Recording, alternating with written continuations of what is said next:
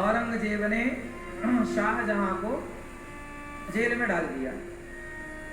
आखिरी के दिन शाहजहां के जेल में कटे, और जो शाहजहां का बेटा है जेल में डालने वाला, वो अपने बाप को आखिरी में केवल खाने को चने देता था। क्या देता था? चने और थोड़ा सा पानी, गिलास 1.5 गिलास, जो भी उसने तय किया, उससे ज्यादा ना पानी ना उससे ज्यादा खाना। तो शाहजहां रोते हुए बोला, ये इतिहास में लिखी बात बोल रहा हूं मैं, कोई मनमाना नहीं। शाहजहां ने कहा कि बेटा चल, तू खाना नहीं देता भरपेट, तो कम से कम पानी तो भरपेट दे दे। वो पानी भी नहीं देता था पेट भर, दिन भर में 1.5 गिलास। अब 1.5 गिलास से दिन भर कैसे गुजारा होगा? 1.5-2 गिलास वो भी था, पेट नहीं भरता था पानी से। रोता था बाप शाहजहां के, बेटा पेट भर पानी तो दे दे, चल खाना नहीं दे रहा है तो। जब नहीं दिया उस शाहजहां के बेटे ने पानी भी पेट भर, तब उस शाहजहां ने कहा था कि तेरे से अच्छे तो वो हिंदू हैं। जब हम राजा थे तो हिंदुओं पर बड़ा अत्याचार करते थे, उनका धर्म परिवर्तन कराते थे, लेकिन हमसे अच्छे वो हिंदू हैं। एक तू बेटा है जो जीते जी बाप को पानी नहीं देता, एक वो हिंदू है कि मरे हुए बाप को भी पानी देते हैं। ये बात शाहजहां ने कही थी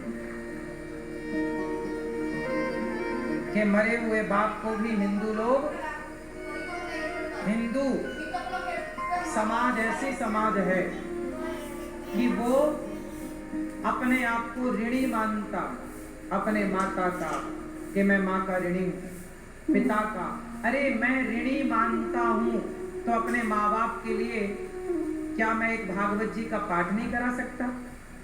क्या मैं माँ बाप के नाम से गाय को 2 मुट्ठी चारा नहीं दे सकता?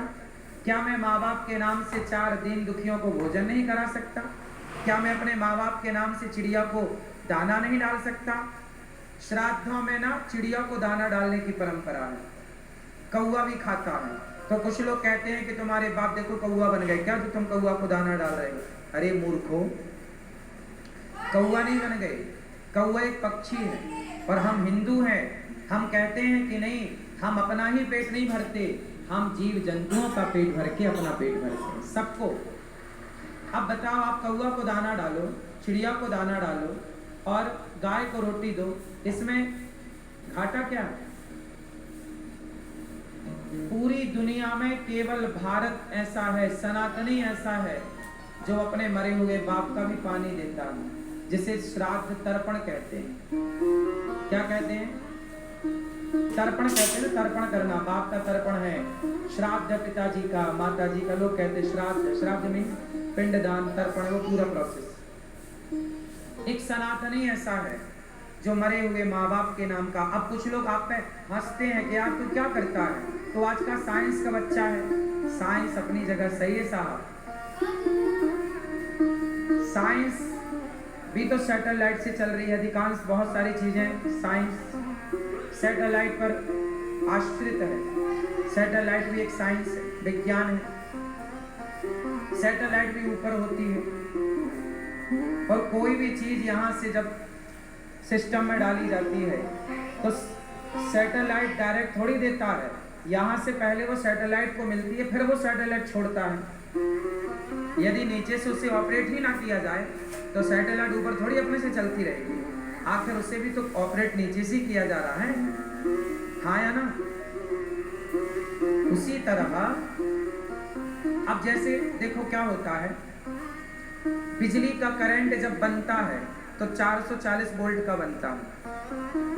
जो बड़ी लाइनें जाती हैं ना, आपने देखा होगा, बड़े बड़े तार इकट्ठे, बड़े बड़े खंबे, बड़ी लाइन बोलते हैं, क्या उससे आपके घर का बल्ब जल जाएगा?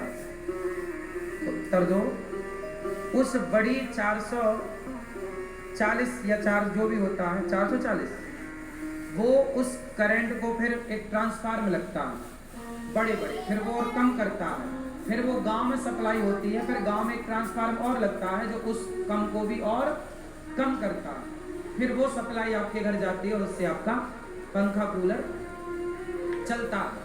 उसी तरह बिजली तो एक है, पर उस बिजली को घर तक पहुंचाने के लिए 2-3 प्रोसेस से गुजरना पड़ता।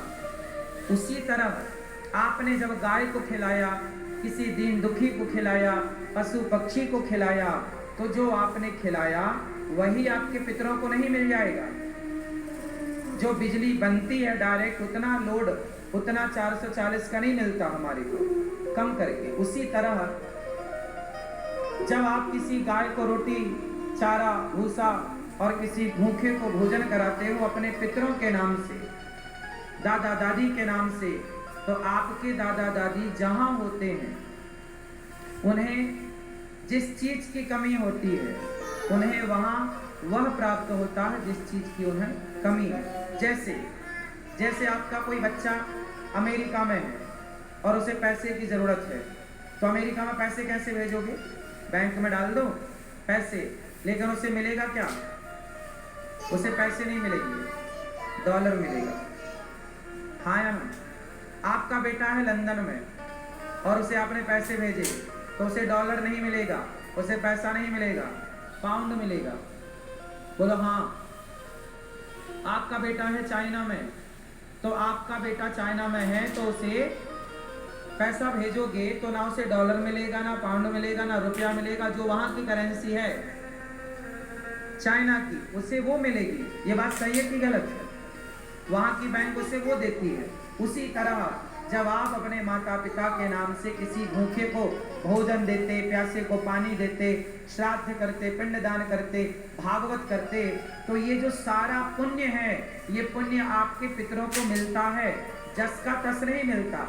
जैसे पैसे का पैसा ही नहीं मिलता, डॉलर बन गया, पाउंड बन गया, फला बन गया, उसी तरह आपके पितरों को यदि मोक्ष की चाह है तो उन्हें मोक्ष मिल जाएगा। स्वर्ग की कामना है, स्वर्ग मिल जाएगा। उनकी दुर्गति हो रही है कहीं, तो उनकी सदगति हो जाएगी। उसे यह पुण्य उस रूप में प्राप्त होगा जिस चीज की उन्हें वहां पर रिक्वायरमेंट है, मतलब जरूरत है, आवश्यकता। बात समझ में आई? इसलिए कहता हूं, धुंधकारी भागवत सुनते हैं उद्धार होता है। परीक्षित जी ने भागवत सुनी, उद्धार हुआ। आप लोग बहुत अच्छे हैं कि आप उस भारतीय परंपरा को फॉलो कर रहे हैं जिस परंपरा को हमारे ऋषि मुनि फॉलो करते आए हैं। श्राद्ध जरूर करना चाहिए आपको। आज से ही, आज पूर्णिमा है, आज से ही विशेष, आज से ही स्टार्ट होता है। पहला